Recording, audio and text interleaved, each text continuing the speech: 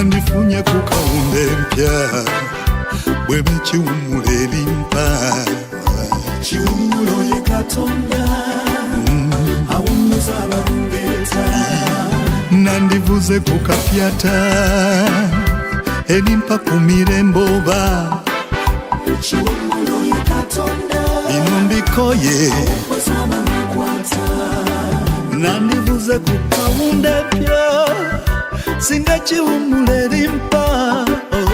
kiwumulo ye Katonda